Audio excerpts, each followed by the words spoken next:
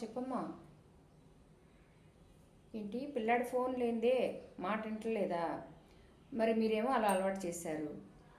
వాడికి ఫోన్ ఇచ్చే అన్నం పెట్టారు. వాడికి కొంచెం ఖాళీ దొరికితే మీరు సీరియల్స్ చూడాలన్నా, మీరు ఫోన్లో ఏమన్నా చూడాలన్నా వాడికి ఫోన్ ఇచ్చి కామ్గా ఉంటాడని అలా అలవాటు చేశారు. ఇవాళ మానమంటే ఎలా మానతాడమ్మా? ఇవాళ చిన్నప్పటి నుంచి అట్లా అలవాటు చేసేసారు. స్కూల్లో చూస్తేనేమో ఆటలు తగ్గిపోయినాయి. ఆ చదివేదే చదువుతారు, బుక్స్ అక్కడ పడేస్తారు, వెంటనే ఫోన్ చూస్తారు. ఇంకా అట్లా తయారు చేసింది మీరే కదా. మరి వాడు మానమంటే ఎలా మానతాడు? ఒక పని చేయండి, వాడిని తీసుకుని కాస్త మంచి మాటలతో సాయంకాలం పూట్ల కొంచెం ఫ్రీగా ఉన్నప్పుడు కాస్త ఈ పార్కుల్లో ఆడుకుంటానికి అవి ఉంటాయి కదా, అక్కడ తీసుకెళ్ళండి, కాస్త ఆడించండి.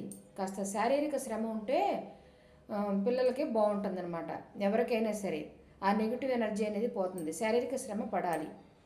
చిన్నప్పటి నుంచి మనం అది అలవాటు చేయాలి.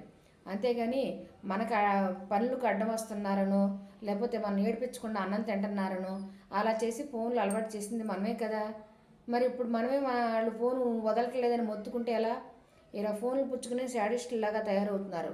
అలా కాకుండా ఉండాలంటే కాస్త ఆ పిల్లలకి బయట ప్రపంచాన్ని చూపించి ఆ ఫోన్ నుంచి నిదానంగా డైవర్ట్ చేస్తే వాడు చక్కగా మానసికంగా వృద్ధి చెందుతాడు. చదువులో కూడా బాగా చదువుకుంటాడు, మీ మాట వింటాడు, శాడిస్ట్ తనం పోకుండా ఉంటాడు. సరేనా? అట్లా చెయ్యమ్మా. సరే, ఉంటా.